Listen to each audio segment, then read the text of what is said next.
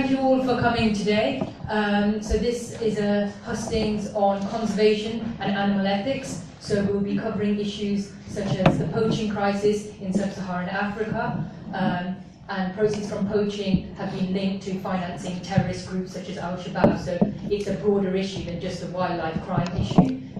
We'll also be looking at the illegal trade in wildlife products. And this is, according to a recent UN report, the fourth most lucrative, profitable criminal activity after human, arms and drugs trafficking. And then we'll be moving on to the questions on animal ethics, so on factory farming, which again has been noted in recent scientific reports about its devastating environmental impact. And we'll also be discussing the issue of animal testing. And so we have Julian Huppert MP, our current MP for Cambridge, Daniel Zeichner, the Labour candidate, Dr. Rupert Read, who is the Green Party candidate, and Chamali Fernando from the Conservative Party. So thank you all for coming along. So if we give them all a welcome.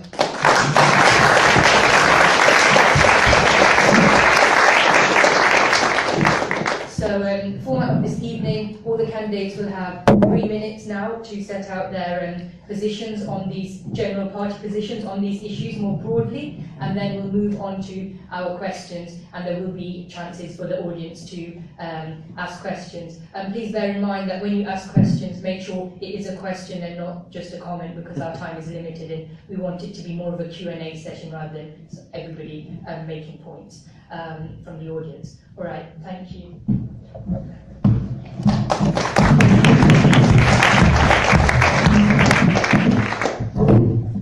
Okay, so we'll start with Chamali Fernando from the Conservative Party. Good evening, ladies and gentlemen. My name is Chamali Fernando. I am a barrister and I'm also the Conservative Parliamentary candidate for Cambridge. I have been a barrister for 12 years. I'm 36 years old at the moment, and I also work as a policy advisor to set up an international court for the environment. I'm also an attorney licensed to practice in New York as well. Most of my practice has been based in England. And one of the key things that I'm championing in my campaign for Cambridge is that we can be the benchmark for a fairer, greener, more sustainable society. I'll come on to some of the policies that our party has been able to implement since being in government. But the key thing is, for me, I am campaigning full time to turn this city blue, to turn Cambridge blue. We came second in Cambridge last time, and I hope with your support we can come first. So some of the things that we've done in government, we have invested £7.5 million to provide 12 nature improvement areas across the country. So connecting better connected habitats, providing space for wildlife to thrive, and helping to create 24,000 acres of priority habitats and also 3,300 acres of woodland. We've also helped to clean up 9,500 miles of rivers and 625 square miles of lakes. I know these sounds like lots of facts and figures for you, but I want to present you with what we have been doing since coming into government. We are also ensuring that research into use of animals becomes safer, and that we continue to maintain a rigorous regulatory system and framework. We have funded something called the National Centre for the 3 Rs. That's replacement, refining, and reducing animals in research. So replacement, we're looking at alternative techniques so that we don't have to use animals in testing. And we're looking to refine our techniques so that animals don't suffer during the process of testing. And ultimately, we want to reduce animal testing to the barest minimum. We have banned animal testing on household products, and we have supported an EU-wide ban on cosmetic tested animal products.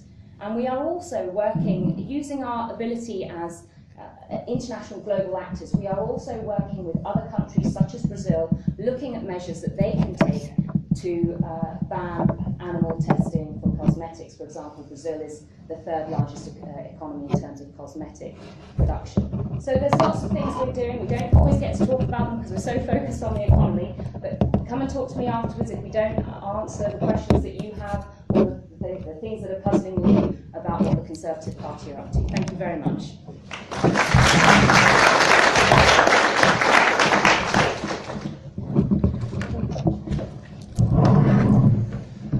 Good evening, everyone. My name is Rupert Read. I'm the Green candidate in this election. My first ever political demonstration was to save the whale. I was 10 years old, and that was the theme of my childhood, being interested in and concerned about conservation.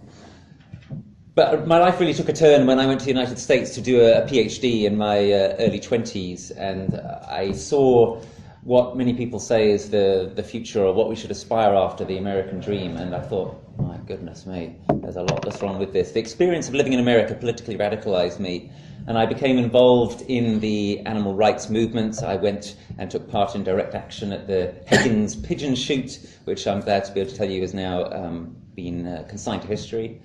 I went to the West Coast, to the Redwood Forest, the Great Redwood Forest there, to participate in Earth First's Redwood Summer, where with some success we stopped the bulldozing of parts of that amazing forest. I came back to this country and got involved with animal rights here as well. I protested at the Huntington Life Sciences, and I protested at puppy farms, and so on. And when I became involved in the Green Party, well, that was one of the reasons why I became involved in the Green Party, because unlike, I would claim to you here this evening, unlike other parties, these ideas are actually integral to what the Green Party stands for. We actually think that this isn't something peripheral. This is about our fellow beings with whom we share the earth, our fellow earthlings. And we have to take them absolutely seriously, or frankly, we're not worth anything at all. And that's why you will find, as I'll explain to you during the course of the evening, that Green Party policies are the strongest policies on all of these issues. And I don't have any hesitation in saying that. So that's me, somebody who cares passionately about these things. If you elect me to Parliament on May the 7th, you will have a passionate advocate who is willing to put themselves on the line, just like Caroline Lucas did in protesting against fracking recently, a passionate advocate for conservation, for ecology, for animal rights. I think these issues are not peripheral. I think they're absolutely central. I think you do too. I can't win without your support. Please help me, and I look forward to talking to you this evening. Thank you.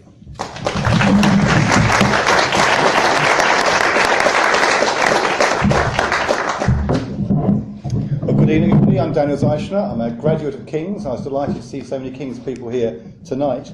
I'm the Labour candidate, and I passionately want to be the Member of Parliament for Cambridge for a number of key reasons. I want to keep our country in the European Union. I want to see Cambridge a city where we no longer have thousands of people queuing at food banks, where we've not got people on 0 hours contracts and people on low pay. I want a city where the health service works, where there aren't people waiting for hours in pain, as there are at Adam Brooks at the moment.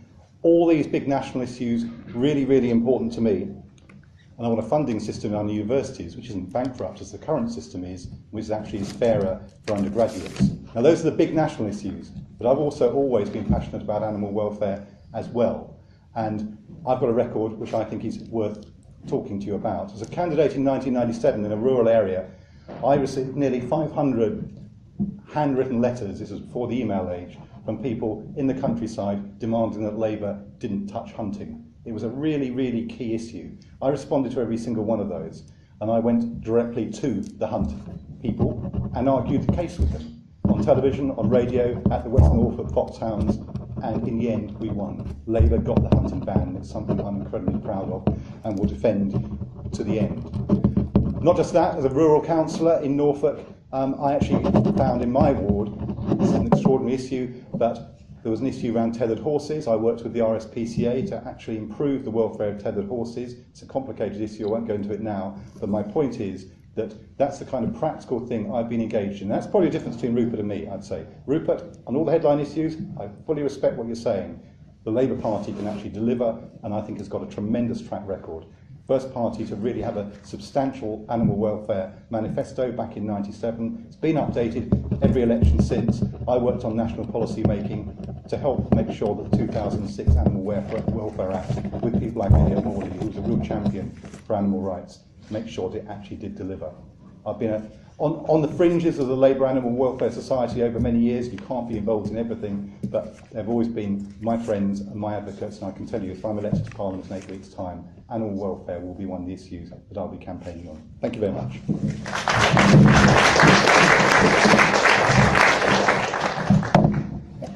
Thanks, it's great to be here. One of the great things about Cambridge is we have more hustings than almost anywhere else in the entire country, which means that subjects like this get a whole evening rather than just sort of maybe a question once every 5 years. And that's brilliant. It's great to have the chance to talk about it. Very happy to talk about all the other issues I'll be campaigning on, but I suspect what you want to hear tonight is about these key issues. Feel free to ask me questions otherwise. But for me, what we do about animal well-being, what we do about our interactions with the natural environment, with the rest of our planet, is actually really important. Partly it's about the future of our planet, our future as humans, but it's also a real moral question about how we see ourselves. We've come increasingly to see ourselves as completely detached from the natural environment, to be a different thing. There's the environment out there, and then there's us as humans in control of our little bit of it, and that's rubbish. When the environment suffers, we suffer. And hopefully as thinking, feeling beings, when other thinking, feeling beings like animals are suffering, we should be affected by that. I was influenced many, many years ago when I was still at school by reading some of Peter Singer's work. I don't actually agree with everything he's ever written, but he doesn't agree with everything he's ever written either. But my first one was Rethinking Life and Death. And it really matters to me. I also have a view about what we should be doing. It's not all about economic growth. I've spoken a lot about the importance of well-being. If we look at the things that actually matter to us, exposure to nature, exposure to animals is key. And it's something which I've done a huge amount of as the MP, really pushing very hard nationally and internationally. I won't go through every detail, but we've hopefully heard of things like the London Conference on illegal wildlife trade, which I had a very peripheral involvement in. I've also worked quite a bit with League Against Cruel Sports on hunting. A lot of that work never came to anything, because although we'd agreed that the Tories could have their free vote on hunting, because actually most of the Tory MPs have given up on it, Cameron chickened out of ever holding the vote. So although we were all set to beat them, it wasn't necessary. I've also been involved with other things. I was one of the co-sponsors of a bill to ban the use of wild animals in circuses. Something this city did many, many years ago. The government actually supported that bill, but a handful of Tory backbenchers kept objecting to it every single time, and it sadly is now dead and will have to be revised next time. I've also worked on a nature bill, which and co-sponsored that, which will look at air quality, about biodiversity, really setting targets domestically and overseas, look at sustainability of wildlife, oceans and forests, new marine and coastal reserves. I also voted against the expansion of the badger cull. There's a whole lot more that I would like to talk about that we can do. We'll talk about some of it later. But for me, I'd like to continue the work that I've done already. We haven't won every fight by any stretch of the imagination, but I'll keep fighting them, and hopefully we will win them. Thank you.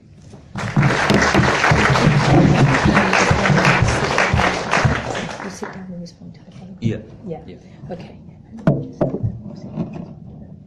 Okay, so our first question is, do you think Western governments need to make the poaching crisis in sub-Saharan Africa more of a priority in light of the fact that proceeds from poaching are funding terrorist groups such as Al-Shabaab in Somalia, the LRA in Uganda, the Janjaweed in Sudan, and Boko Haram in Nigeria, for example, and that not taking poaching to the top of the international security agenda, for example, seriously contributes to the internal security challenges these countries are facing, but also our global security too. And I'll just mention again the recent UN report which noted that the illegal trade in wildlife, which we'll also touch on in the next question, is the fourth most profitable criminal activity.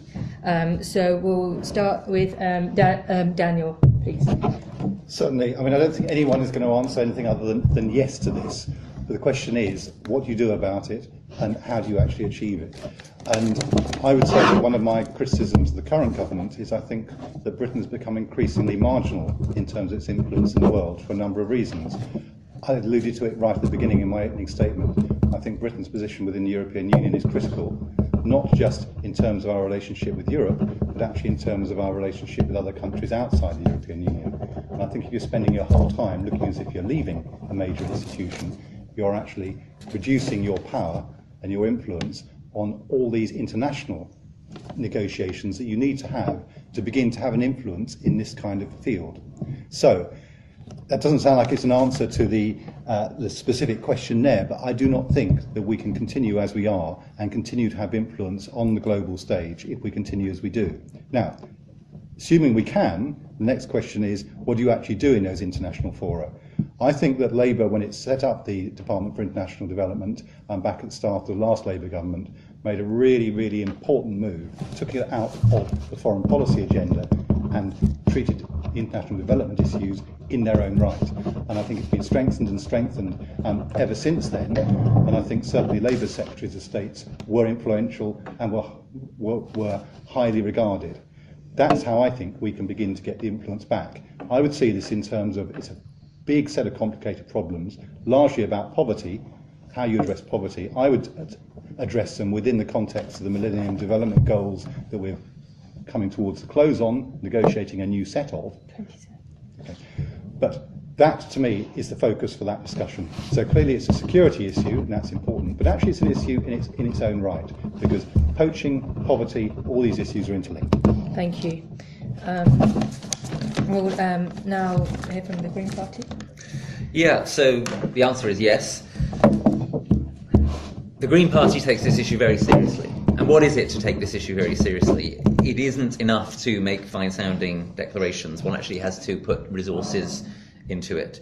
So, for example, I was interested to read in the recent Labour Party document on animals that Labour will, quote, lead the fight against global cruelty. But it didn't commit any resources whatsoever to that fight. We need to have money for the International Wildlife Crime Unit and for the National Wildlife Crime Unit. And the Green Party would commit that money in the long term. Furthermore, it's not enough for us to act, we have to help others to be able to act. If effective action is going to be taken to combat poaching and the illegal wildlife trade, then that has to involve working with the nations where this is happening. And this is why we in the Greens call for, and this is a quote from our draft manifesto, greater support to build capacity in developing countries concerning effective wildlife law enforcement.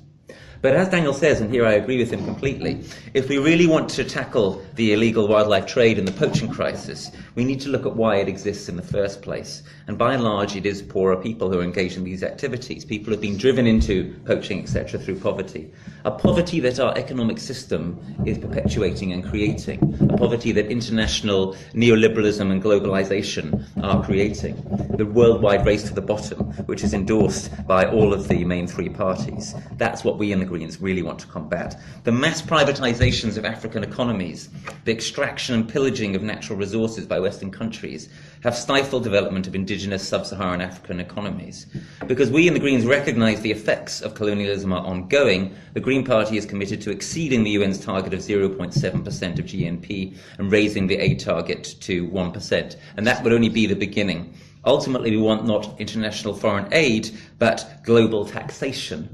An internationally egalitarian system, and a key step towards that is contraction and convergence in relation to dangerous climate change, which would be enormously beneficial to these countries. Okay, thank you. We will now hear from the Conservative. Thank you very much.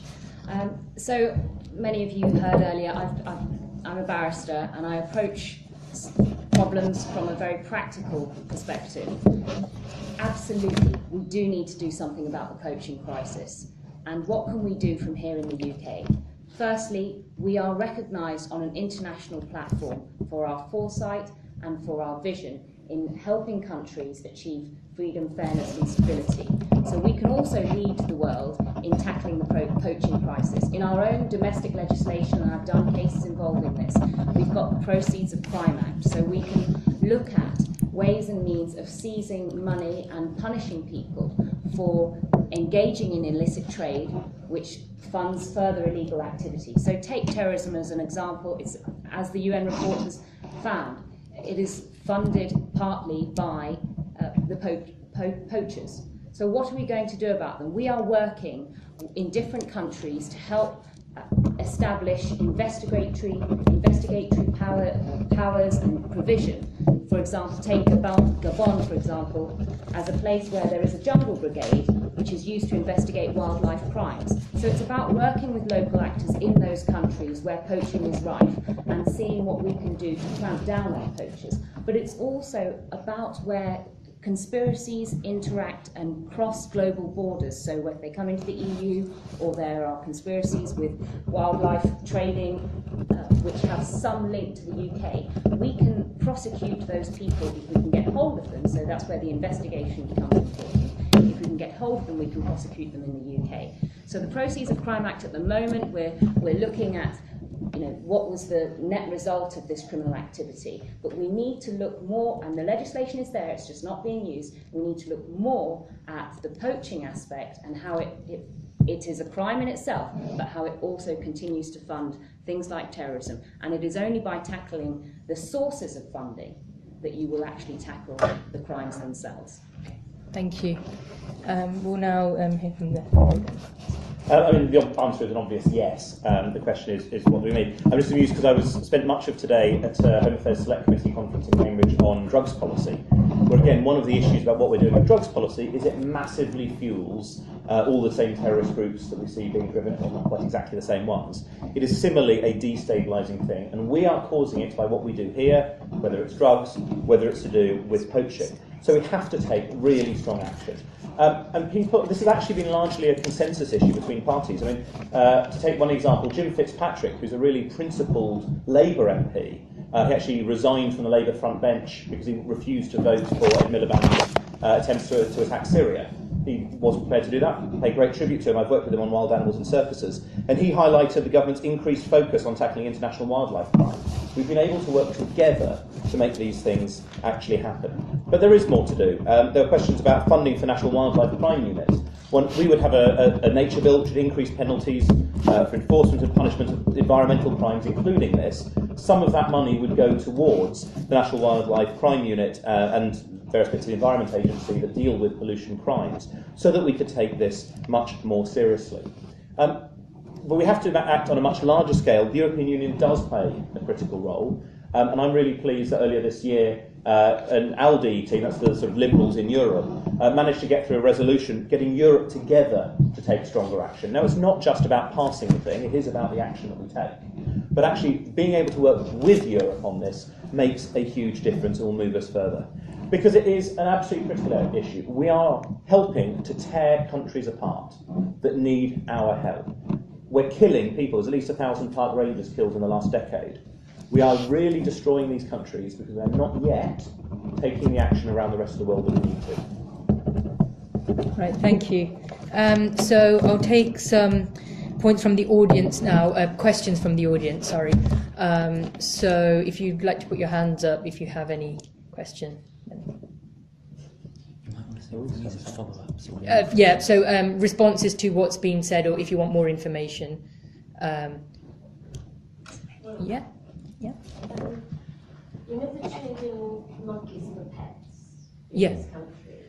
I'm afraid the tourists refuse to do anything about it. We'll be coming on to that issue in the next. But that's wild animals. This question's on poaching, and then the next question is on the illegal trade in wildlife and wildlife products. So, does anyone have any specific? Briefly on the international aid question, I'd be interested to know what the other party's position on how much percentage of GDP we're willing to give on international aid. I mean, it's not directly relevant. I'll just take if there are any more points. And a couple of things I've noted down is a key aspect of tackling the poaching crisis, especially to do with ivory poaching and rhino horn, is reducing demand in the consumer countries, especially in the Far East, so China, Vietnam. What do you think? Do you think the government could be making a stronger stance? For example, last week on World Wildlife Day, the president of Kenya burnt 15 tons of ivory with a value of $30 million if it was on the market, and Kenya wanted to send a strong signal that there should be no market for ivory. The UK, on the other hand, has got a stockpile of ivory, and the government has refused to audit that because it would cost too much, and there's a real lack of transparency about that. And so do you think the British government should be sending a stronger message on this through action and transparency about what we see and the British role in facilitating or not facilitating the transit of ivory especially? So if you can respond to that more specific one, and then you'll get a chance to talk about the aid thing briefly. So we'll just go down here. So Chamali, if you start, you'll have about a minute. So one of the issues you've touched on is sort of decriminalisation of the trade in poaching, which there's an economic argument. I don't subscribe to it. There's an economic argument that if you decriminalise it, you drive down the prices. But from my personal perspective, I'm a Buddhist, and I wouldn't want to see that decriminalised at all. I think we absolutely need to have punishment as a deterrent, and that would be my key focus on that. In response to the question on GDP and international aid, you probably know already the Conservative position is 0.7% of gross national income, and I'll leave it to the others to give you their figures. But what do you think specifically about the ivory stock? Oh yes, the UK has? Absolutely. I think there's the opportunity again. We do have recognition on a global platform in Britain, and we should be leading the world in tackling some of these global challenges, particularly in Cambridge. This is another issue. Cambridge is an internationally recognised seat, and I believe that we can have we can punch above our weight here in Cambridge. So do you advocate the destruction of our ivory stock? Absolutely. Okay, thank you. Rupert? Yeah, I think if it's good enough for Kenya, it should be good enough for us.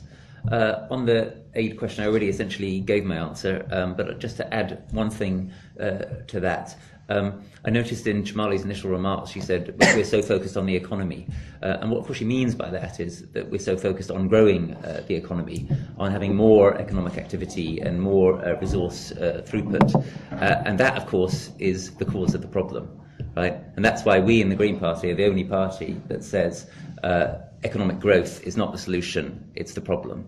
The more economic growth you have, which is tied to these kind of natural resource drawdowns, attacks on animals, etc., the more you're creating difficulties for yourselves in tackling any of the issues we're talking about this evening. So anyone who's serious about tackling these issues needs to be placing a question mark over what our media always takes for granted, namely this absurd idea that we need to keep on growing our economy forever.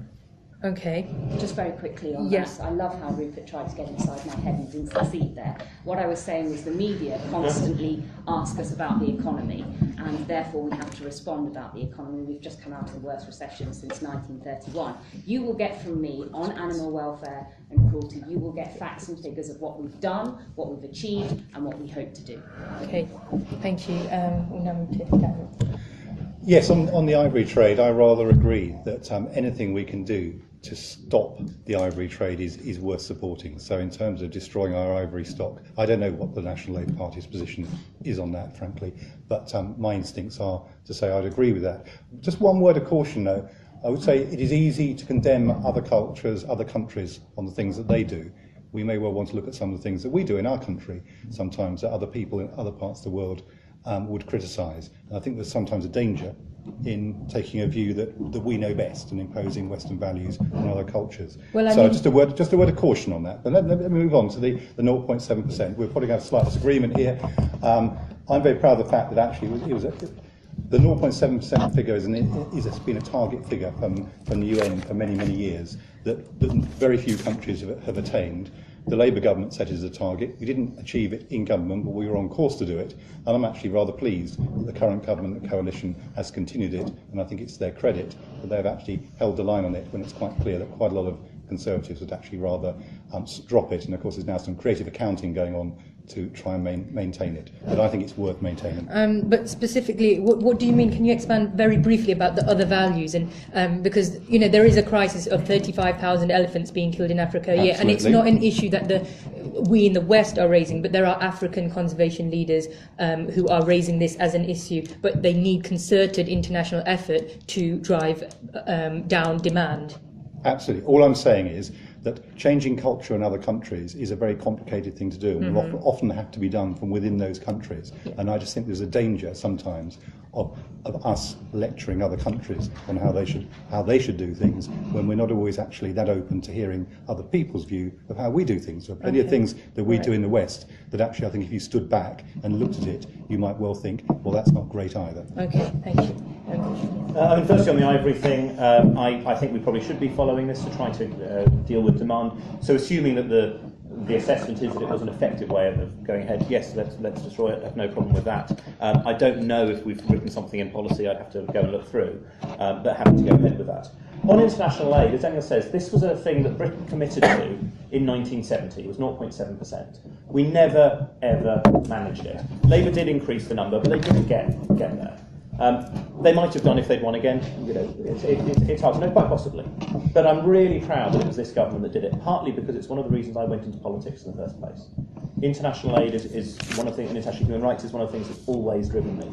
And so I actually wanted to go even further, and I co-sponsored a bill to write into law the fact you would have to spend 0.7% on international aid in future governments. It was led by my colleague Michael Moore, who won the private members' ballot. It suffered a lot of attacks from Tories on its progress, who tried to delay it. Not the frontbenchers, who were fine, but a whole lot of backwards people. But on Monday, I'm delighted to say that it passed its final stage in the House of Lords and is about to become law. So we've enshrined this into law forevermore to do what we can to help the rest of the world. All right, thank you. If you can make it very brief, so 20 seconds. Just to say to Chamali, just reassure her, I wasn't trying to get inside her head. I was simply basing my remarks on what she said at every single hustings before this one, which is we are totally focused on the economy. That's our number one priority as Conservatives. All right, Long-term all right, we'll move on to the next one. None of them gave you an alternative to 0.7%. Julian, obviously, we're in coalition government, and we didn't get a figure from the others. And if you want to talk about what we spoke about at previous hustings, how many times have all three of you said you will cut international aid to fund other things? So but this is a discussion on the wildlife conservation. I think Daniel and I have actually both been quite clear. I think at 0.7. I don't think there's a disagreement on. All right. You can discuss this afterwards. Thank you. Outside. Yes, outside. You can beat it out amongst yourselves. Okay, so we'll move on to our next question. And this is linked to the first one. So in light of a recent UN report noting that the illegal trade in wildlife and wildlife products is the fourth most profitable criminal activity, and considering that the illegal trade in wildlife is a huge threat to endangered species, such as the trafficking of cheetah cubs taken from the wild in Africa to Gulf states, which is becoming an increasing thing due to growing affluence in these nations, does more action need to be taken? So more specific action from the UK's point of view. So if you could address this more specifically than the previous question, that would be very good. Chamali. Okay, so we spoke earlier a little bit about the illegal trade in wildlife. I mentioned that if it's happening, for example, over the internet and the person is based in the UK that's trading, then you can bring that person under UK law, you can prosecute them. We need to use our powers within the UK, but also our legislation on the international stage. There are UN provisions against the inhumane treatment of animals and also poaching of wildlife, so we need to use those. I would recommend tougher punishments as deterrents, but fundamentally there are some countries where actually there needs to be education, greater awareness, either through media, through documentaries, through charities working in those countries, so that people realise actually what they're doing. It might, Daniel mentioned a very good point earlier. There could be some cultural traditions going on that we don't really know about. But if we can go there and educate and make people more aware of what we feel are inhumane ways of treating animals, then we can have a stance on an international stage. I've advocated earlier tougher investigatory powers, more cooperation with serious crime agencies and local actors in different states. There are countries already training sniffer dogs to be able to detect wildlife, illegal trade in wildlife, so more of that. And I think wildlife enforcement actually needs more resources on an international platform. And in the UK? And in the UK, yes. Okay, right, thank you. So we'll hear from Julian. Again, obviously we need to do more about it. It is a huge thing. I mean, on the scale, we were talking about 35,000 elephants killed in a year. I mentioned 1,000 park rangers killed in a decade. Rhinos, perhaps one of the worst. We're now having a rhino killed by a poacher every 10 hours. which is incredibly free population, one of the reasons why the western black rhino is now extinct. So yes, we have to do a lot more. And one of the key things has been this conference I mentioned earlier, the Illegal Wildlife Trade Conference in London. And the London Declaration was really quite powerful, partly because it did involve a lot of these other countries, Botswana, Chad, China, Gabon, a whole range of others, the US, Russia, and it has a really powerful package of things, some of which you think, well, this should go without saying, but is new. Getting all of those governments to renounce the use of any of these products from species threatened with extinction. You shouldn't have to say that, but at least we're making progress on it. Changing the UN Convention about transnational organised crime, which previously didn't count poaching and wildlife trafficking as a serious crime. So actually making sure that it's treated more importantly. There's a whole range of other things. Now, that will make a difference, but what we need to do is to go further. Fairly shortly, there's the next round held in Botswana to revise this. And I think that has to be really strong. One of the key things we need to make sure that Britain plays its powerful role with the EU, with the Commonwealth, to make sure the Botswana conference goes beyond those sort of bare minima, but to really have tough requirements. Thank you. Just to clarify, and when you said about changing the UN Convention, proceeds of crime, is that right? Transnational organised crime. Transnational. Yeah. Do you mean that's already been done in progress, or it should be done? The conference agreed that it should be done, and I think it is in progress rather than having been done. Okay. And I should know the answer to that, and I don't know. Sorry. Okay. All right. Thank you. I will find out and write to you. Yes. So we'll now hear from. So I was struck in the answers we've just heard from the coalition partners about the fact that, which I agree with, we need to do more about this. But I am inclined to ask, well, why hasn't it already been done then? Greens would act on this. Our number one priority would be a ban on the import of wild-caught animals to this country. Various other things need to be done as well. Mandatory recording of all animal imports, noting species, number of individuals, etc. This should be available for monitoring purposes. An impact assessment on the threat that wildlife crime poses to animal welfare, incorporating this into policies across the piece. Increased support for actions aimed at gathering data on the illegal wildlife trade internationally, including a commitment, as I said earlier, to long-term funding of the National Wildlife Crime Unit. All UK tour operators should have to adopt the Global Welfare Guidance for Animals in Tourism and to actively ensure their holiday excursions and related activities have minimal impact on the welfare of animals, both wild and captive. Ensure that the European ban on seal imports is implemented fully. Ban the import of real fur products. Work for stronger international protection of endangered sea creatures and an end to any killing of cetaceans in European waters. Those are some of our headlines on the policies that we would implement to actually make this happen rather than just talking about it. Thank you. Yeah, I mean, we're all using lots of jargon, talking about lots of international treaties and all the rest of it, which are fine, which are good. The question is, do people abide by them? How are they enforced? And I would just say, both to Rupert and to my other colleagues here, look, you want all these things to be negotiated and done at the same time as you are cutting civil servants, you're cutting our resources that make it possible for us to do all this. I'm afraid you can't have it both ways. Conservatives made it very clear their priority is tax cuts for rich people. You can't spend money twice. So I would say this is detailed, complicated work that needs to be done. Now we can talk about the particular treaties. I mean, on this, I think there's been a long-established international agreement on trade in endangered species. How effective is it? It's a very good question. Do we really know? How do we monitor it? How do we implement it? I think something like 175 countries signed up to it. Being signed up to it doesn't tell you very much about what actually happens in real life. What do you think the UK is doing? Well, what we've done is we've signed up, and of course we say, you know, we're the good people, and we kind of cast blame elsewhere, as we always do. When was it signed? I think it's been around since the 80s, hasn't it? 79? Okay, yeah, so what did Labour do when you were in power?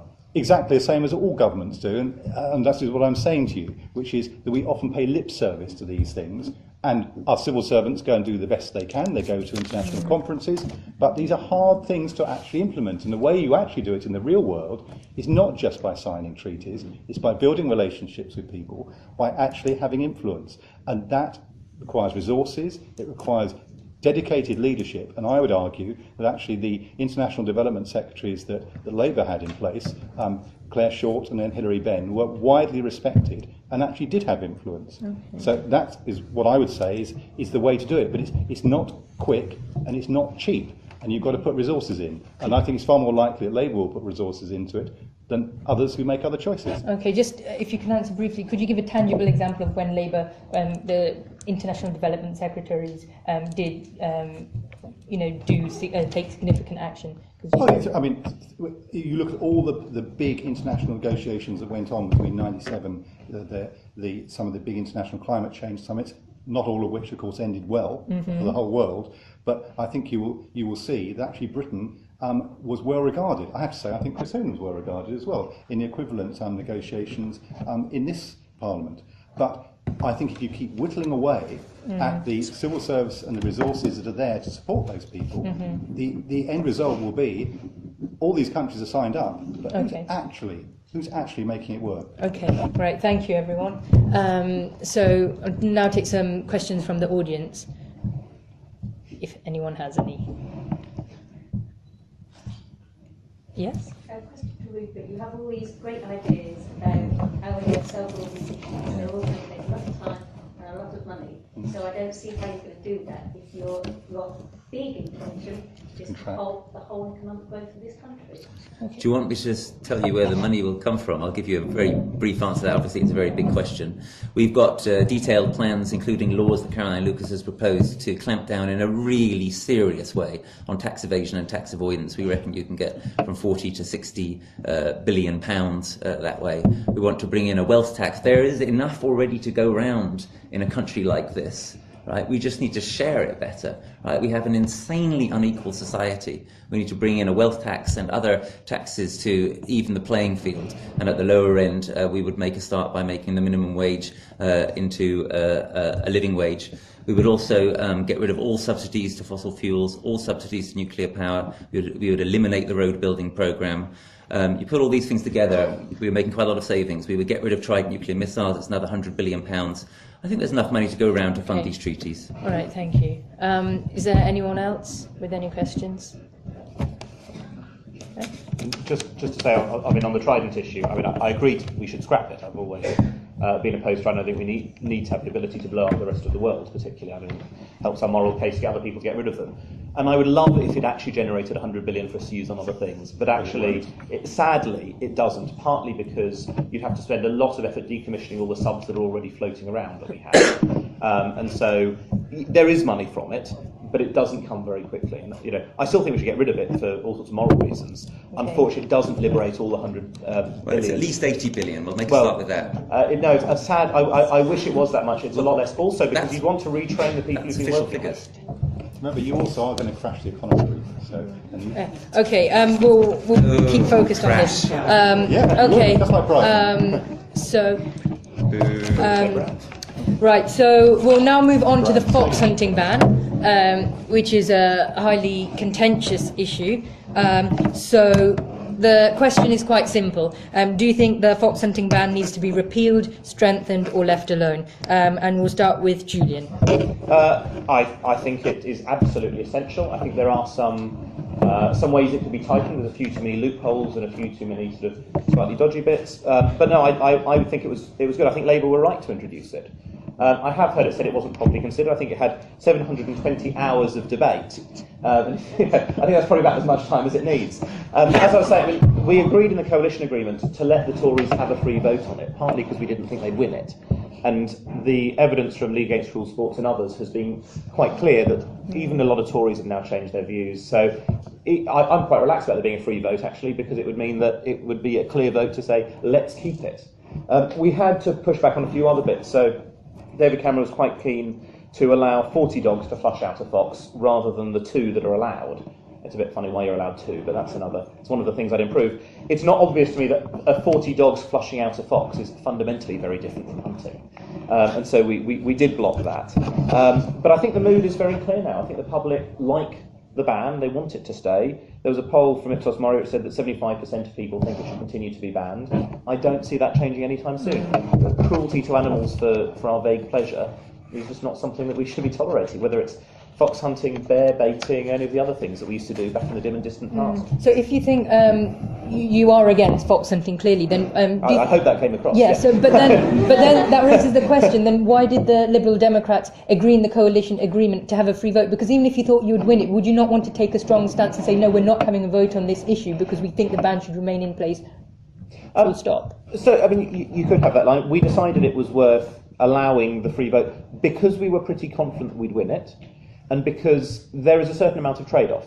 If you don't have a majority party, you don't get everything you want. So this is one of the issues you're willing to compromise on? Well, I would be prepared to compromise on the vote, knowing that the Tories would lose it. Had I thought there was a realistic chance of the vote going the wrong way, that would be a different matter. Okay. But allowing Cameron to have a sop to his right wing by saying we might have votes you then chickened out of anyway, well, you know, I don't mind giving the Tories sops. It's when they get sort of actually damaging things that I tend to take a stronger stance. Right. Thank you. We'll hear from Chamali, please. I think we've got a little Jeremy Paxman in the making here. So is that a compliment? Very. I was referring to the chair. No, I know. As a Buddhist, I have a real philosophical challenge with fox hunting. I view it as cruel and unnecessary. I think my answer is going to be very short to this question. I think we can actually strengthen the legislation to stop the use of snares and traps. Just going back to the earlier question now that I've answered that, the one on fox hunting, I mentioned earlier the International Court for the Environment. One of the things that we're championing with that project is protection of wildlife and ecosystems. And if you take the Kyoto protocols at the moment in terms of tackling climate change, whilst those protocols exist, what is the mechanism for enforcement? So similarly, that's why I think an International Court for the Environment is actually critical to the future of our environmental safety. And when I talk about the environment, I am talking about wildlife, ecosystems and animal habitats. All right, thank you. And do you think the Tory party should make it clear policy against the fox hunting and to strengthen the fox hunting ban? I think we should aim to strengthen it, absolutely. Are you trying to push for that in the party? I will push for that, yes. I need to be elected first to get anywhere with that. But, you know, I'm really passionate about protection of animals, and some of my friends think I'm a little bit crazy for having feelings towards animals and their safety. But I think in terms of fox hunting, Julian's right, there are MPs who've changed their views since the ban has come into place. I think we keep the ban and that we can strengthen it using legislation. Okay, thank you. So we'll now hear from Daniel. Obviously, in my opening comments, I talked about it. I suspect I'm quite a lot older than quite a lot of people in the audience who won't remember just how bitter a struggle this was to put in place. And certainly as a parliamentary candidate in the mid-90s, it was astonishing, the level of vitriol and abuse that was hurled at people who took this view. What was also interesting, though, was I did some quite detailed surveys of people in a very rural constituency. And beyond the hard core of mainly Conservatives and Countryside Alliance people who were hurling this vitriol, the vast majority of people actually, even in the countryside, were in favour of a ban, not least because the arrogance of the people who ride to hunt, quite frequently, completely disregarding people's gardens, the effect it had on people in local villages. Really, it was possibly about more than hunting sometimes, I have to say. So that's why I felt so strongly about it. And I think the current legislation has worked okay. I mean, I think what's interesting is a relatively low number of prosecutions. So I think there's an issue around, and as Chamali said, around enforcement. The police don't regard it, I don't think, as seriously as they should. So I think I don't think legislation needs to be toughened, but I think the enforcement needs to be toughened. And I think it's become a bit of a symbolic issue. I just wish the Countryside Alliance was as interested in some of the other issues that affected rural areas, such as the abolition of the Agricultural Wages Board, such as rural broadband, such as the decline in rural bus services. It seems to me those are the issues, now that hunting has been settled in rural areas, that really matter. Right, thank you. And so now we'll hear from Rupert. Well, I suspect again that I might possibly be the only member of the panel who, before the hunting ban came in, used to be a hunt saboteur. And I'm very proud of that, and I'm especially proud of the fact that on every single hunt that I sabbed, which was about 10 or 12 in total, they never made a kill. But they did come very close, and the last one I ever went to, which was a Vox hunt, and the Vox was cornered underground, and they were tearing at the ground, the dogs were tearing at the ground. It was the most awful, kind of barbaric spectacle, if you could have seen it as I saw it, very, very close up. Incredibly, the Vox found a back way out of its burrow and then jumped over the dogs and ran off to freedom. So there was a happy ending there. But I tell you, if you saw a Vox cornered like that and the hounds going in for the kill, you would agree with me that it is absolutely obscene to imagine that this hunting ban should ever be repealed. And more importantly than that, it needs to be properly enforced. Okay, thank you. And one question just before we move on to any points from the audience. Well, actually there are two. One is the reintroduction of links, which was all over the papers on Sunday and Monday. How do you think the rural public especially will react to that? Because I get the feeling that in the general public there is kind of strong enthusiasm for this, but for the small, vocal but disproportionately powerful rural landowners, many of them are against it, especially organisations like the NFU, for example. And this also raises the broader question, especially with regards to the fox hunting ban. Do the police, when trying to enforce the law, or not, as the case may be, are too much on the side of the landowner and not enough on enforcing the law in an objective manner? And I'll mention, I think it was last year, there was a video on the Guardian website which was about how the police were acting at the behest of the NFU, and the NFU were kind of assuming authority when they had none. And I think that raises broader questions actually about kind of the police being in hock to landowners, especially in rural areas, when it comes to these issues. So we'd like to respond to that briefly. We'll start with Chamali. Yeah, this question actually, if you go back to the real principles of this question, it's actually the rule of law and the fact that no one should be above the rule of law, and that's a fundamental edict of the British Constitution. So whether it's police siding with NFU or other groups in the interests of those groups, that shouldn't happen. And we have provisions within our constitution. Unfortunately, it may happen in some areas. We absolutely need to clamp down on it. We do need to see more enforcement. And part of seeing more enforcement is ensuring that we free up police from some of the bureaucratic targets that were set under the previous administration, so that they can actually get on with the job of policing. And do you think they are? It does need to be strengthened.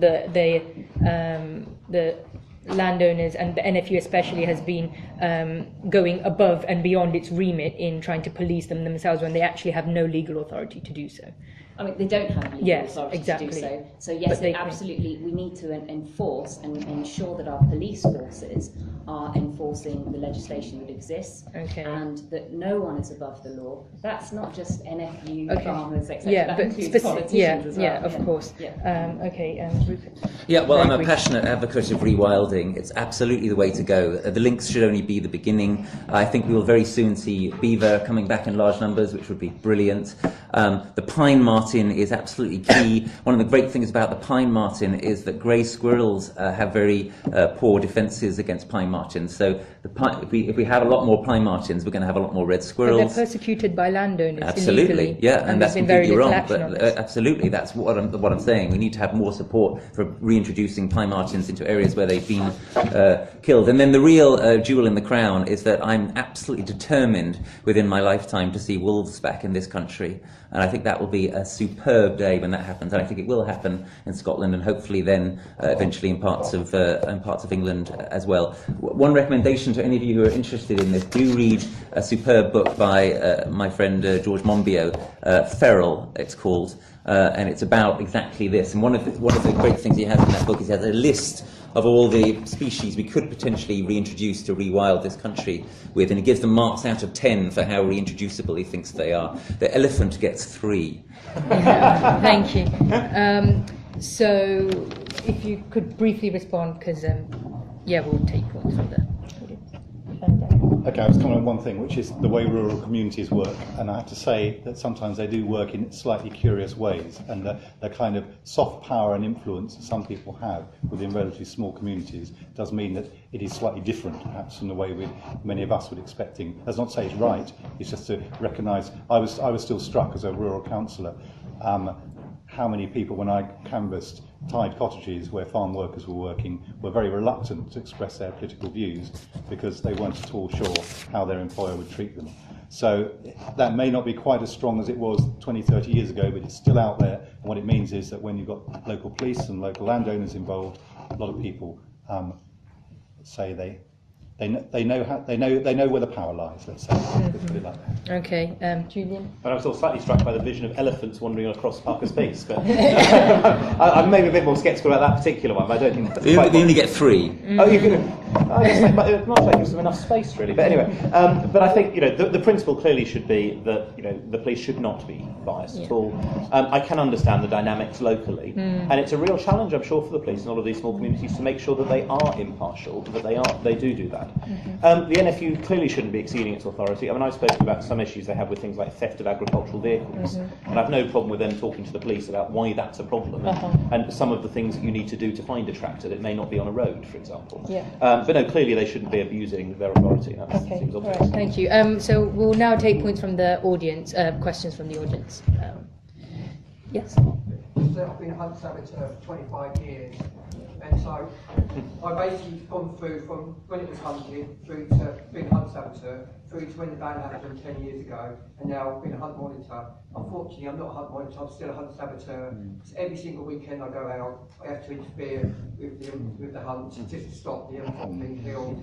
But my question really is violence as well towards hunt saboteurs, especially specifically at the moment with Nid. She was a hunter that was rolled down at the start of the year. I don't know if she's been in the papers quite a lot at the moment. Daily Bell's actually done stuff on it at the moment. Basically, they took it to court, the CPS said it wasn't the case to answer to, but it took a hunt saboteurs protests, and it's also taken a lot of petition to actually get that back on board again, and to see that it's going to be looked at again, to see that the hunt's going to be prosecuted. Okay. My question really was that the huntsman knocked her down, and it just carried on riding. He didn't stop to check on her or anything. So what was the panel think of that really? Okay. Why it's happened towards hunt saboteur? So I wonder if you expect any of us to say, yeah, that's fine. Just we'll take a few more questions if people have them. Yes? This is more directed to Rupert. Talking about the reintroduction of lots of different animals, for example, wolves. What would you say to the farming communities that their livelihood will be affected by that? Okay. Yes?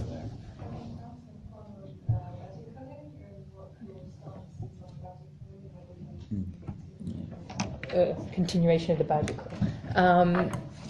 Yes? I'd like just to ask the politicians, are they aware that in the countryside, police are really at the private security for the landowners and huntsmen? Yes. And when you say a non-corrupt system, like the barrister there would say, landowners are allowed to buy rural police equipment, like quads and other things, so they can help native hunting and everything like that. Okay. Thank you. Yes? Also, I'm sure the panel are aware they can still dig out a fox. That is still allowed, and they can send a terrier down. It's just not allowed to be killed by the dog.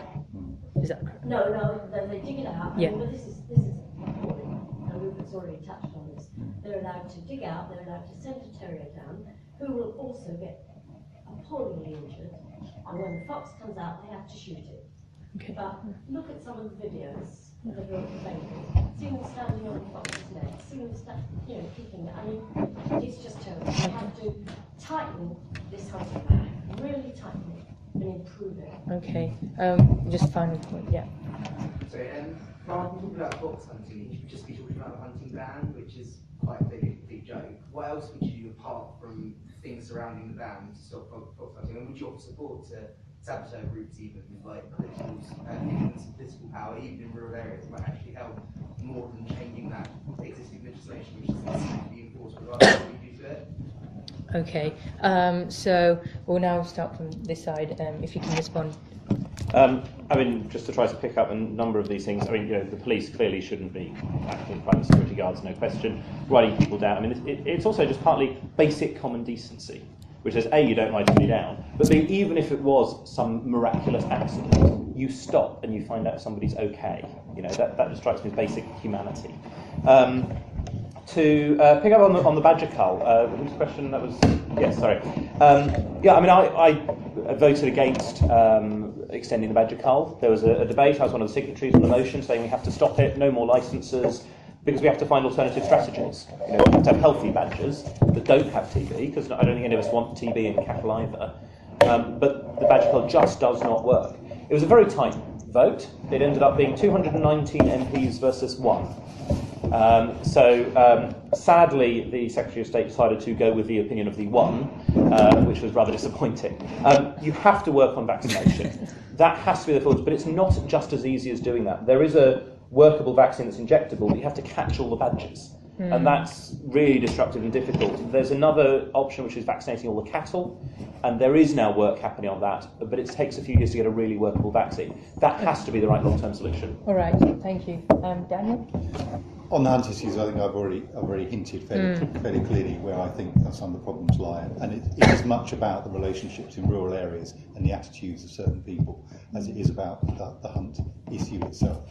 On the badger cull, obviously there's been a huge row about this now for a number of years. The science has been invoked on both sides of the argument, and it's one of those cases where each side says the science proves they're right. So actually it's going to come down to political judgment. Labour's been very clear. If we win the election, the badger cull stops. So I'm afraid this is the party political bit, folks. Basically, if you want the badger cull to stop, you need a Labour government. If you want a Labour government, you've got to vote Labour in Cambridge. That's the only way you're going to get it. Okay, thank you. The government report actually found that it wasn't effective, and that's why the trial has to be extended. And just one extra thing, it's hugely costly. I was told today by someone that the cost of an average badger being shot, which is not what we want to do anyway, is £4,500, enough to fly the badger to Australia and back first class. Absolutely ludicrous. All right, Rupert. Yeah, well, I'm very sympathetic with what both Julian and Daniel have said on the badger cull. The real solution to the badger situation is to introduce the cattle control measures that are showing very promising results in Wales. Of course, Labour could have done this already while they were in government, but they didn't. The Green Party would make this a priority. On the other two questions, on the wolves question, it seems to be working out basically pretty well in most of the European countries where it's been tried. And also it's really important to understand that when we're talking about reintroducing wolves, we're talking about that as part of a broader rewilding effort. In other words, we're talking about reducing the numbers of sheep or cattle or whatever in those areas and increasing the amount of wild space and deer and so on in those areas. Finally, on the sabbing questions, well, my experience when I was a sab was very much that the police were biased against us. And I'll make you a commitment, sir. If you elect me as your MP, I won't just offer you support, I'll come out with you. Will you do that anyway? If I'm not elected MP, I'm afraid I'll be carrying on with my day job and quite busy in that regard. So being an MP is less time consuming. Just say yes. Yeah. You can spare a day. Chamali. I don't even know if I'll be in the country. couple of quick things. It's important to remember the Director of Public Prosecutions ultimately has control as to what prosecutions are taken forward in this country, and it's so integral to our separation of powers in the British Constitution that that person has that independence. So you mentioned some points about NID, and fundamentally no one should have their person interfered with. So, the legislation exists, there's Offences Against the Person Act. I don't want to quote law at you, but it's from the 1800s. The legislation exists. We have to tackle the police and the enforcement of that legislation. There are a couple of other points that, let's see, could you remind me? The culling. Yeah, the I badger don't think I cull need is to address the wolves one. Yeah. The culling, actually under Labour, the total number of herd breakdowns tripled, so cattle herd, between 1997 and 2010, which resulted in cattle slaughtering for reasons of bovine TB actually increasing ninefold. So it went up from 3,300 to 31,900 under Labour. So in terms of the measures we're taking in this government, there are cattle movement controls, vaccinating badgers, but that's only part of the problem. And in very serious areas, yes, we have culled badgers. The scientists are out. At the moment, the Chief Government Scientific Advisor says that culls are the way forward. Australia has demonstrated, having using that culls are effective. I would like to hear more science on it. So, just one quick point. No one who's mentioned about the industry itself. That should be tightened up a lot more. Yes, most of the TV is bred by the own industry, not by badgers. Badgers is a scapegoat. It always has been. We need to look at the industry, not badgers. Yes, and if we are culling, we are, and it's an if we are culling, we need to also look at methods to reduce suffering as well. I mean, the scientific advisors seem to have said that. No, I mean, the scientific advisors seem to have, well, why is the cull being extended if it's because it has been Chief not Government been Scientific Advisor, the Chief Veterinary Officer, the Chief Scientist for DEFRA have all argued in favour that culling works, and Australia is an example of where it works. I'm saying that if this was to come up as a debate, I would want to hear more scientific evidence on it. All right, thank you. We'll now move on to very brief, if it's a question. So on the culling lines, in my course we've done it, and it's shown that it's increased significantly. When you call badgers, it just goes massively up. So I mean, in my course we've just done that, and it's no question asked that it just increases. Doesn't work. If I remember the badger culling trial, they found that if you kill enough of the badgers, you don't have that problem. And if you don't kill enough of them, then you do just make it much worse. And trying to go out and shoot badgers with random farmers is not like it didn't work. They tried and it didn't work. It doesn't work. So. And excessively costly, as you hugely costly. So we'll now move on to the next question, and that is on animal testing. Would you like to see a reduction in the number of animals being used in scientific research? And if so, how do you think that this should be achieved, given that this number has been rising dramatically since the year 2000? So we'll hear from Rupert first, please. Well, absolutely. I think you'd be unsurprised to hear that the answer to the question is yes, and I've acted accordingly for the last 20 years. And I think this is very disturbing if we look close to home. At Cambridge University last year, 169,353 animals were used in experiments. That's a lot. That is far, far, far too many. What we want to do as Greens, and this is some highlights from what's going to be in our manifesto, we want to stop the use of primates, cats and dogs in research. We want to stop using genetically altered animals, stop non-medical experiments dead, stop the importing of monkeys for use in labs, stop the use of outdated secrecy laws that are withholding information on animal experiments, stop government funding of animal experimentation, ensure it does not support companies that outsource their animal experimentation to countries beyond the EU, and, this is absolutely crucial, provide greater funding for non-animal research methods and link the funding for the research councils to a target for funding the development of humane alternatives to animal experiments. There are more and more intelligent ways in which we can not use animal experiments, whether it be microdosing, computer simulation, etc. That's the route we ought to be going down. That's actually the route that is actually, I think, is going to be scientifically as well as ethically sensible in the future. All right, thank you. We'll now hear from Daniel. I think any sensible person will want to see a reduction in the number of animals used in research. The question is, and it's a very big question for scientists in Cambridge, how do you do it and what are the alternatives? And I think the problem is that the numbers have been rising rather than falling over the last few years, and I don't think there's been nearly enough pressure being put on people to look at alternatives. So yes, Rupert's right, it does need research to look into the alternatives, but it also needs much more openness. There's far too much secrecy. And actually, I think if there was more openness, I think more scientists would have to justify the work they're doing. And I think partly the problem is, in some cases, scientists are doing work which is not essential If it's absolutely essential, I'd defend their right to do it. But I think it's not clear at the moment that is always the case. Okay. So I think it needs a complete shift in attitude, and I think a lot of scientists would actually be quite happy to have that happen. At the moment, there are commercial pressures which force them to continue. There are actually academic pressures which force them to continue. It is an important question for Cambridge, and it's one that I would take very seriously. Okay, but specifically, the question says it's been rising since the year 2000 when Labour was in government, and so you're talking about more transparency needed. Do you think Labour could have done more when they were in power? When you're in power, to stop this kind of dramatic rise, and more about the transparency which you've just talked about? My understanding is the numbers have actually risen more in the last few years rather than through the Labour government years. But I think I would agree. I haven't got the figures in front of me, no. But I think possibly more could have been done, but I'm not sure at the moment there is the political will to change that. And I hope there would be a different attitude if Labour was back in government. Okay, thank you. We'll now hear from Julian, please. I'm absolutely committed to the 3 R's: reduce, replace and refine, and that's a really important thing to do.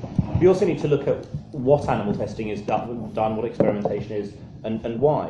Because one of the things is that about half of all of it is not the sort of cosmetic testing that's been banned a while ago. It's not household testing. And actually, Lynn Featherstone, the Lib Dem minister, banned that today, which is really... Banned what, sorry? Testing of household products. Okay. There's a statement that came out just today, which I'm really pleased about.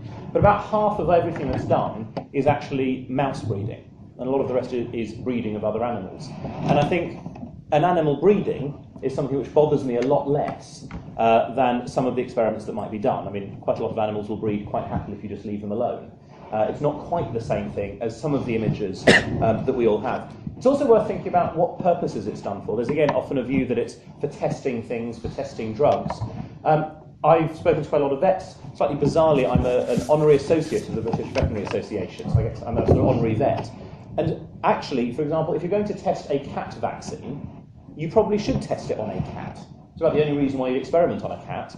But veterinary research or conservation research, understanding ecosystems, you should do some tests on the animals in it, or else you can't actually investigate. What are the best ways forwards? 3 main things which I think will make a big difference in reducing the number. And actually one of them I spoke about, I think it's my second debate ever in Parliament. One is about using human tissue when you have an operation. If you have spare tissue, use that to test things on rather than just discarding it and incinerating it. The next one is human on a chip, where you can take very small samples of human cells and connect them to see how a kidney interacts with a liver. And you get a very small scale version of a human, so if you get it wrong and it dies, it doesn't matter too much. And the last is in silico computational work, and that is getting better and better and better. That will get rid of many of the things that we don't need to do anymore. Do you think more action should have been taken over the last 5 years as you've been in coalition government on this issue? I think there has been some action, in particular improving the regulations and the safeguards, the amount of space that animals get and things like that. I think one of the key things would be to separate out the purposes and to separate out what sort of thing it is, so that we can actually clamp down much more strictly on those things which are actually harming animals that would really be unpleasant, and separate that out from allowing 2 mice to breed, which, as I say, is not something that I'm as upset about. Right, thank you. Chamali? Yeah, so used appropriately in scientific research, we have seen that it has helped tackle problems such as diabetes and Parkinson's, and also help find cures for vaccinations for other animals. However, this government, what steps we've taken and what we've achieved, we've introduced and funded the National Centre for Replacement, Refinement and Reduction of Animals in Scientific Research, and we're absolutely committed to that. So government departments, agencies, public bodies are all now following the 3 R's programme, which has been introduced under a Conservative-led government. We've reduced the number of rats that are being used to test industrial chemicals, and you've heard earlier that this coalition government has also banned testing on household products. We've stopped mice being used to test shellfish, and we are also working, as I said earlier, with other countries to see what they can do, such as Brazil, in terms of reducing their animal testing. Okay, and I'll ask you the same as I asked Julian. Well, you've mentioned the measures that have been taken, so why has the number being used in testing been rising dramatically? I don't accept Daniel's figure that it's been rising since we've been. Okay, but he said it grows more under your government, but it's indisputed that it's been rising since 2002 now, so also under yours as well as under Labour, even if it's the same rate. So we why? do need to do more about it. It can only be achieved through legislation, so when these things come through Parliament and they have to be debated, some of you will know they go up to the second chamber for a debate. We need to press forward with legislation and make sure that this legislation gets introduced. We've been in government now for 4 years and coming up to 5 years, and there is a lot more that we can do, and what we're saying to you is give us that opportunity. We are making progress on these specific issues that you care about. Look at the party's policies. All our manifestos will be coming out for the parties nationally shortly, and look at them. Look at whether they are costed, whether they are deliverable, and whether they are achievable. Okay. So most of it isn't legislative. There are a few bits and pieces that are. A lot more of it is about funding sources, and it's about sort of other processes that go through. What I'm saying is that we could introduce legislation so that we can tackle those problems. Yeah, but you can't with the level of cuts that are going to be imposed on departments like DEFRA, because when you look at it, I mean, DEFRA will be absolutely decimated. We'll take some points from the audience and then move on to. We'll take some points, quick response, and then we'll move on to our final question. So, if people want to raise any questions, yes.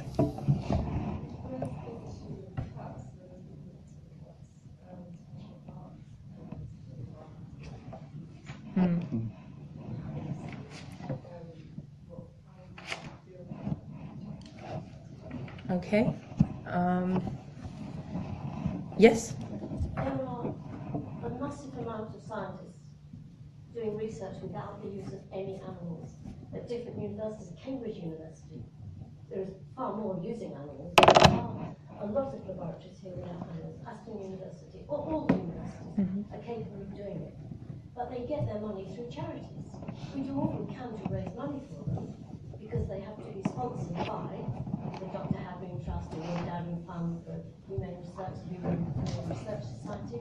And Mr. Huppert knows about this because you've also been sort of on the committee, or you were linked to Safer Medicines, weren't you?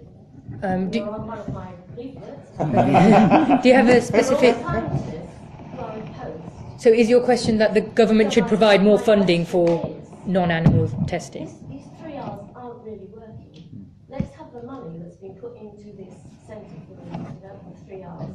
Let's have it into the centre for alternative non-animal research. Let's put the money there.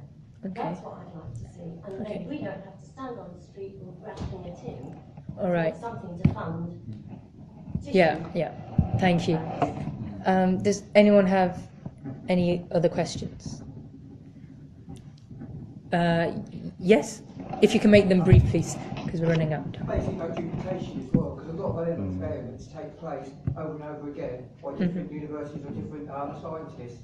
So what can we put in place to actually stop that? So there's only just one experiment done on one animal, which obviously I don't want to happen at all. But effectively that they're having duplicated all over the country. Okay, thank you.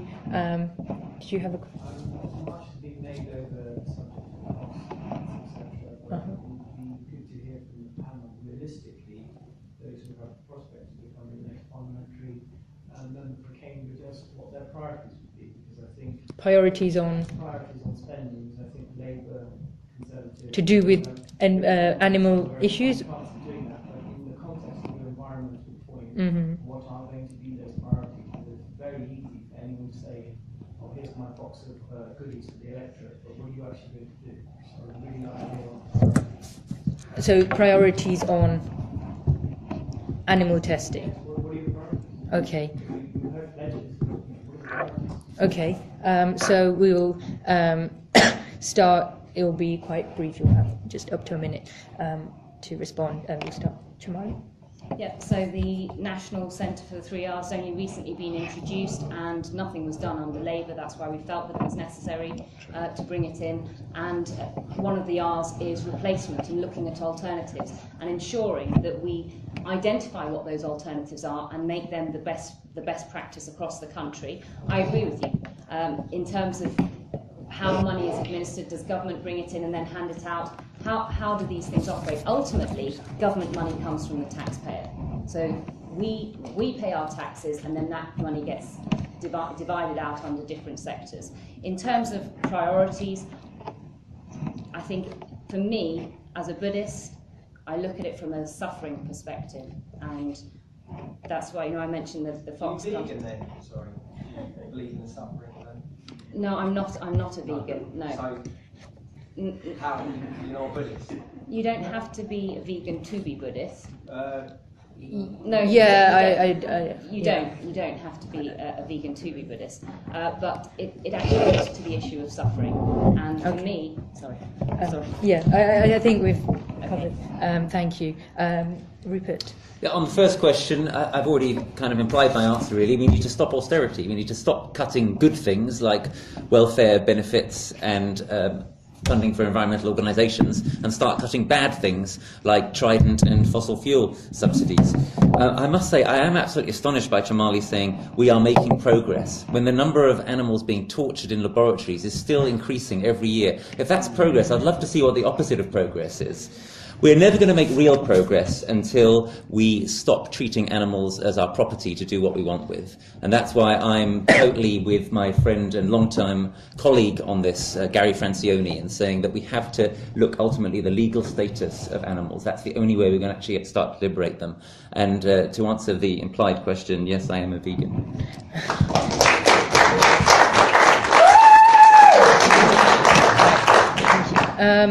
Daniel. The big economic question, which I posed right at the beginning, what kind of country do we want to live in? Labour wants to grow the economy. We don't like Rupert. We do want to grow the economy. We think that gives us more resources to do many of the things we've talked about tonight. In terms of priorities, I won't pretend to you this is not going to be Labour's top priority, but I think if you look across the piece, what Labour did in government in almost every area was expand what was being done through the public realm. Because we're proud of what public services do. If you look at any of these things we've just been talking about, actually one of the big problems is the cuts to the number of inspectors in many areas of work. You can talk about trying to do these things, but unless you've got the people to actually go out and do the checking, the vets to be in place, then you can't do any of these things. So we believe in the state. We believe in the state. And I think the big choice of the election is going to be, do you want to see £7 or £8 billion spent on tax cuts to wealthy people, which is the Conservative position, or do you want to live in a good society? And that's Ed Miliband's position, and that's why I'm proud to be Labour. Right, thank you. Julian. I'm to pick up the financial question first. We were in a difficult time in 2010. For every £4 the government was spending, it was borrowing one of those. There was Liam Bird, Labour's Chief Secretary to the Treasury, famous note saying, "I'm sorry, there's no money left." That's not a great position. Not what he said, actually, Julian, as you well know. It was almost those words. There are lots of scans of it. David Law's lied about that one. Yeah. Well, he presented the list of it, what it was. But so there was a difficult time. But we disagree completely with the Tory approach that they want to have after the election. It shows what we've stopped them from doing. It is ludicrous to imagine we should balance the books only with spending cuts. You have to have more taxes on the wealthy. We've said very clearly that that's what we'll do. We managed to get some in during this Parliament, but there's a lot more to do. To pick up the other issues, tissue samples, it's not really about money and funding, actually. I used to do work that was not animal-based, myself, mostly bioinformatics. It's about availability of some of those samples and getting consent from people. So a lot of it's not about just having the money, it's getting the materials there. The duplication point, just very quickly before I'm told to shut up, is really important, because it's much better if you can cut down. Some of that you can achieve by having much more open data and publishing, so that somewhere in the world can know this thing has been tried somewhere else in the world, I don't have to do it again. And there has been, the European Union has been brilliant on many things. One thing it got wrong was the REACH process for checking safety of chemicals, which did require a huge battery of tests on animals to be done again. That was unnecessary, and it's a great shame that that happened. Okay. All right, thank you. Now we'll move on to our final question, and that is on factory farming. And the question is, considering that Point one, farmed animals are now widely considered by the scientific community to have consciousness and the capacity to experience emotions. And looking at the UN Food and Agriculture Organization, who reported that the livestock sector generates more greenhouse gas emissions as measured in the CO2 equivalent, 18%, than transport, and that it is a major source of land and water degradation. And also that in the developed world there is, at least now, there is a range of alternatives to animal products. Can the continued farming of animals for food be justified? And how can it be done in a way which protects the environment and respects the animals involved as sentient beings? So we'll start with Rupert, please. Yeah, well, it's a great question. It's a question that's very, very close to my heart. Let me start out by saying that I think it was quite right that Daniel took some credit at the start of this evening for Labour in terms of the hunting ban. But let's be clear that when we're talking about the numbers of animals in labs being tortured every year growing, when we're talking about the numbers of animals suffering on farms every year growing, this is not real progress. We need to have a radical change. We need to have a radical change of direction, and that's what we in the Green Party would offer. Across the earth right now, there are 6 million animals killed every hour for human consumption, and virtually all of them are farmed, and this is completely unacceptable. So what would we do? Well, some of the things that we would do are the following. A complete ban on cages for egg-laying hens and rabbits, and a complete ban on zero grazing units for dairy cows. Improved food labelling, better traceability of our food so that there can't ever again be a horse meat scandal. Mandatory CCTV in all slaughterhouses. Those of you who, like me, have seen the terrible videos that emerge undercover from slaughterhouses will understand why this is so important. Tougher regulations on animal transportation, including a maximum limit of 8 hours, and an end to live exports from the UK. Properly implementing the EU ban on the routine preventive use of antibiotics when no disease is present in agriculture. This ban is absolutely crucial for ourselves as much as for the animals. The bottom line is that what we need to do is, at the very least, drastically cut down the farming of flesh, and we need to provide and support alternatives. I have one little clever idea on this, which is not just something the government can do, but something that we can all do. Why don't we try to make non-meat eating the default option? Right? Imagine if you were going on a plane, and best not to, but imagine if you were going on a plane and you had to actually ask if you wanted to eat flesh. Right, and everyone else was assumed to get vegetarian. Or imagine it the same if you're going to a conference, and so on and so on. Right. If you make non-meating the default option, that would be a huge step forward. Right, thank you. Chamali? Rupert has mentioned some measures, particularly the last one that I actually like. I think it's a great one. Yes, rearing livestock produces more CO2 emissions. What are we going to do about that? I also think that we need to encourage the making of healthy lifestyle choices. So people eating a more balanced diet with fruit and vegetables, and looking at alternatives to meat products.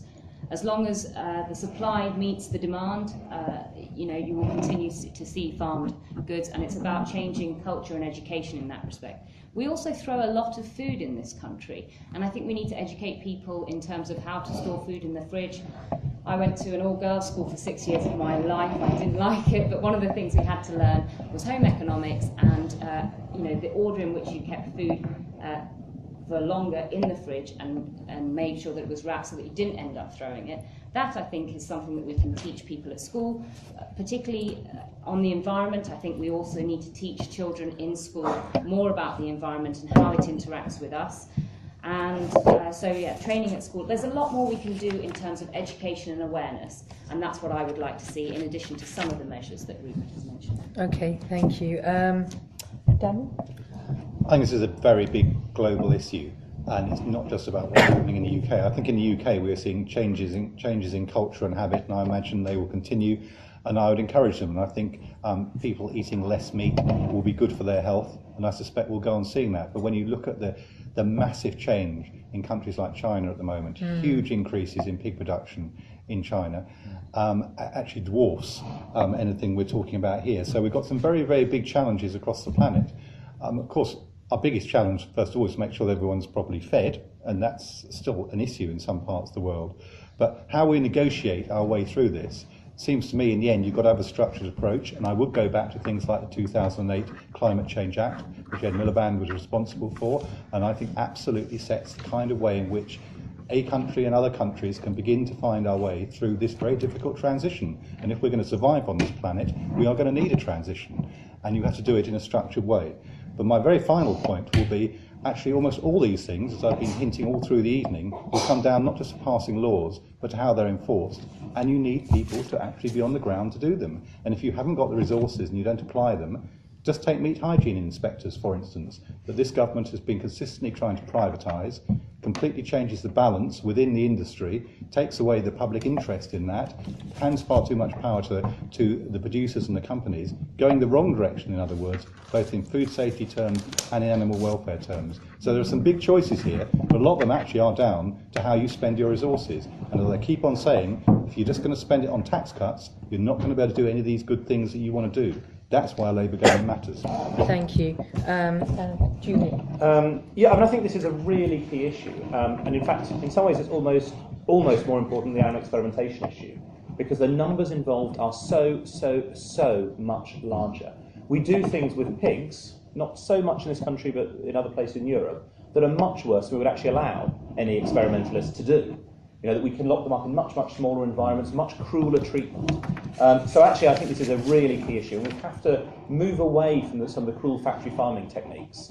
One of the problems is that public interest isn't as high. I mean, people got very concerned about factory farmed chickens, which had less than an A4 page each.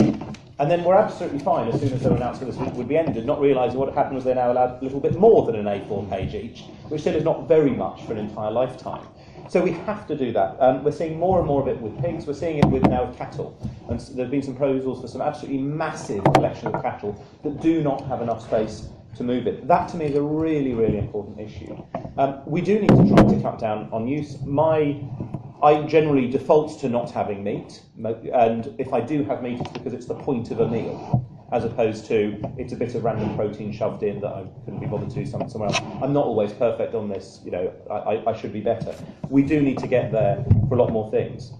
I think that would make a big difference. It's also a big environmental issue, the carbon emissions, the deforestation we see in much of South America, although actually more of the Amazon has been cleared for cocaine growth than it has been for cattle, which is perhaps even more alarming.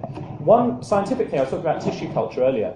There are some interesting options which people are looking at now with stem cell growth, to be able to grow beef cells that don't actually ultimately they come from a cow, but far more removed, so that you could get the meat without having to hack it off an animal.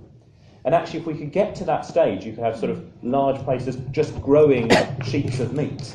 That might be quite an interesting way to solve the feeding the world problem, while massively reducing the amount of harm that's done to animals. That technology is still very early, but actually it could be quite an interesting process. And imagine if McDonald's said, we're going to stop cutting down bits of the Amazon, because we don't need to do that to any of those cows.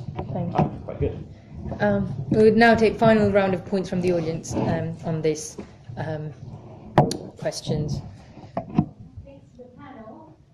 My question is with regards to the TTIP and the concerns that the agricultural products coming from the USA are subject to environmental standards, production standards, which have lower quality than these in the European Union and in the UK.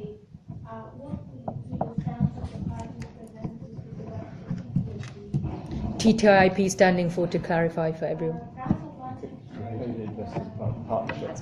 Okay, thank you. Okay, all right, thank you for clarifying. So I just wanted to bring up a point that Rupert made to the other candidates about live animal exports. Having been really involved in this when I was back in Dover and Ramsgate, there's a massive issue, not just in the local area, but nationally, about trying to get legislation to stop this. We just couldn't do it, basically. I mean, they're happy to persecute people for damaging the lorries, but not the sentient animals inside. So I was just wondering what you would do, whether you'd be willing to sort of push for that kind of legislation and treating it as a national issue. Okay, yeah. Yeah, I was just wondering if the candidates other than Rupert would like to give some specific examples of policy changes you'd like to have, besides the education stuff.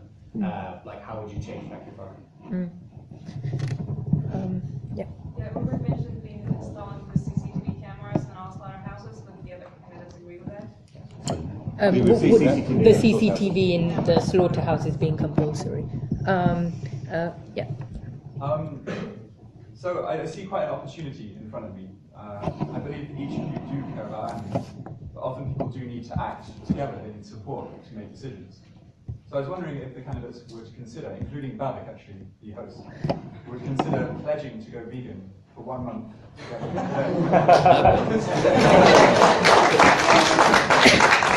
Because I believe that your attitudes to animals will change once you stop directly causing that suffering. And I do believe that you do care about animals. So okay. Acting as a together.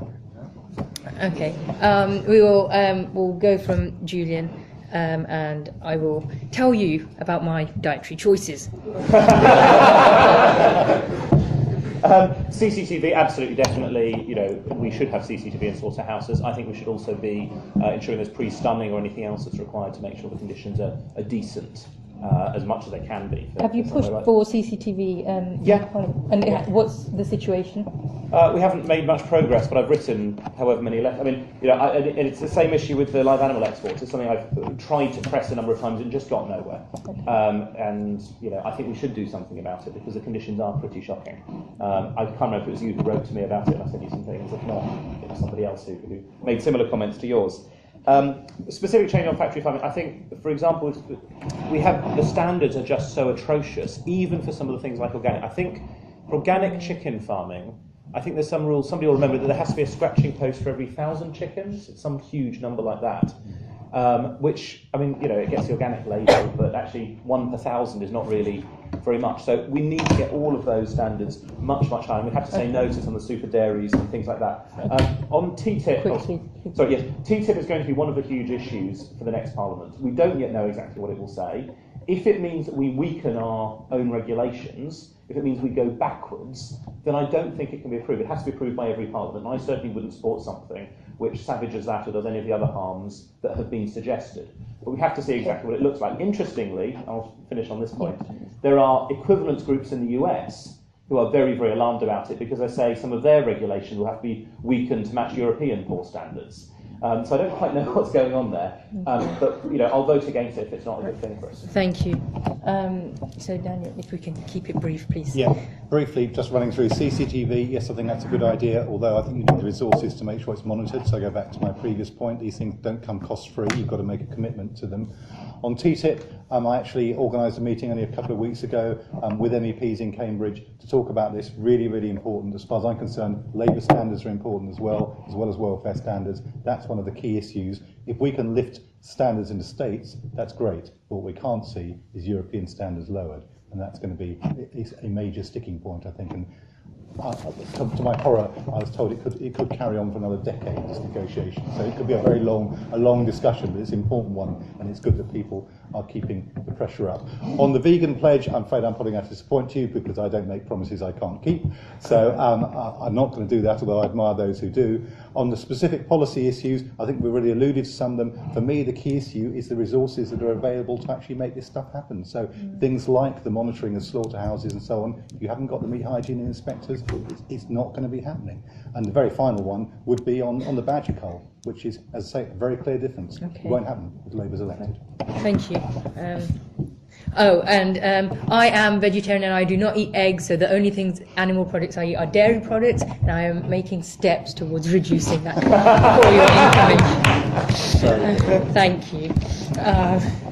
Rupert. Well, what a wonderful last set of questions. Luckily for me, I don't have to answer any of them except for the one on TTIP, because they all gave me an exception. So the TTIP question is a really, really crucial question. If you don't know about it, please look into it. It risks stripping out our democracy and many of the inadequate protections that we already have for animals and ecosystems and so on. Make no mistake, the Lib Dems and the Conservatives are strongly pro-TTIP.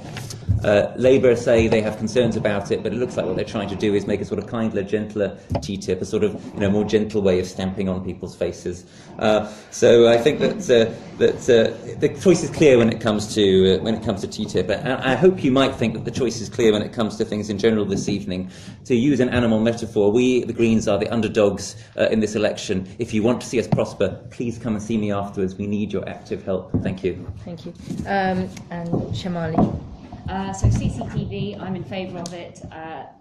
As with any monitoring method, it does rely on the business themselves as well to make sure the monitoring goes on. So I would like to see something similar to Ofsted inspections.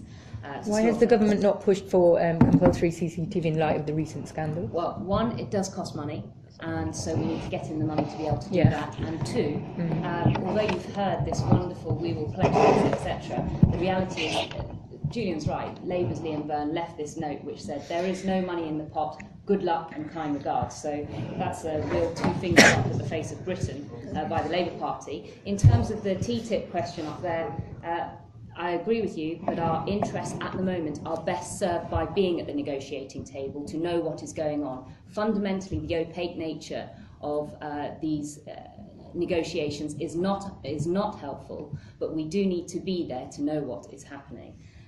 Could I be vegan for a month? I've tried it, not as long as a month. It didn't work, so I'm not going to, like the Labour candidate, I'm not going to make a promise that I can't keep. I do only actually eat fish, chicken and lamb. I would like to see if I could cut. I'd like to see if I could cut something there. All right. And yeah, back to resources. Okay. You have to have the money to be able to do these things, and that's about balancing the economy. Thank you. I'll just give everybody just 1 minute to just wrap up the entire kind of main points you want to put across, and then we'll finish. So we'll start with Julian.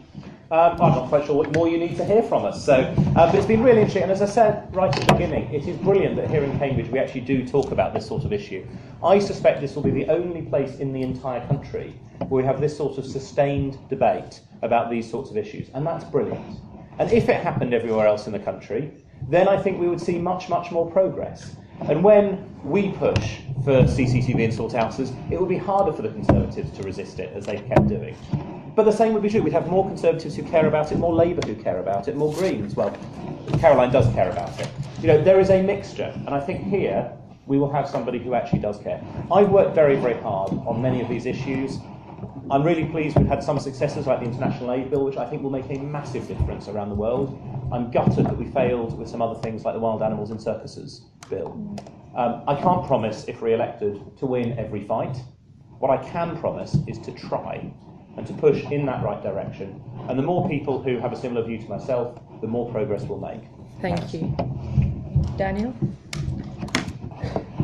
I think it's a really big choice at this general election, not just on animal welfare, but on a whole range of other issues too, but on animal welfare as well. And I think if you compare the record of the 2010 Labour government with what's happened since, and you ask yourself what's likely to happen in the next 5 years, I think it answers the questions for you. And I know that many of you in the audience will actually be more attracted to some of the things that Rupert has said. But the choice of the election in the end, it's either going to be a Labour government or a Conservative government. And actually Cambridge is absolutely critical to this choice. There are only a handful of seats in this country which are going to determine the outcome of the election, and Cambridge will be one of them. And if it's not a Labour MP in Cambridge, it will almost certainly be a Conservative government. And you know what that means for the next 5 years. So the choice is absolutely clear.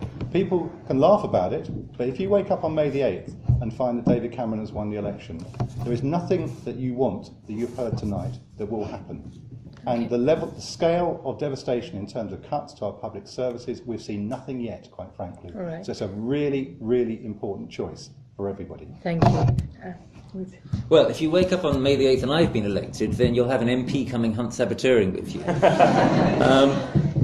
Isn't it fascinating? At the end of the day, what Daniel's arguments really boil down to, you've got to vote for me because I'm more likely to get in than Rupert. I mean, that's it. That's the only card he's got up his sleeve. But it's quite a good one, Rupert. It's the only card. It's actually convincing less and less people, and that's why we're seeing the green surge. Would you let me speak, please? You've had your minute. We've got the green surge happening now. We've got multi-party politics in this country. Don't be intimidated by this man into voting for something you don't believe in. If you want to vote for what you heard from me this evening, then please do it. Ask yourself this question. Have the values and commitments you've heard from the people here this evening, have they struck you as being like really deep, as being really central to their ambitions and to their philosophy, or not? They are to me. This is going to be a real priority for me. Hand on heart. This is what I'm about. I'm writing a book called A Political Philosophy for All Beings. Let me put into action in Parliament. Thank you. Chamali. I think the key difference between myself and the other candidates, and actually MPs that we've had in Cambridge over recent years, is the vision for Cambridge. We are leaders and pioneers in science, technology, innovation, research. We've got the brightest minds in Cambridge. We should be punching above our weight in Cambridge. We have the opportunity to be able to tackle, put forward measures for tackling climate change because of our background here and because of the international recognition of this seat. So I would implore you to consider voting Conservative, because we came second last time. You could have a strong Green voice in Parliament. I may not have satisfied you on the vegan issue, but I have advocated helping people and educating them into making lifestyle changes that would perhaps encourage more people to go down that road. Okay, thank you. And I'd like to thank all the candidates for coming along this evening. It's been a really thought-provoking and interesting debate. And thank you, everybody, for coming along. So.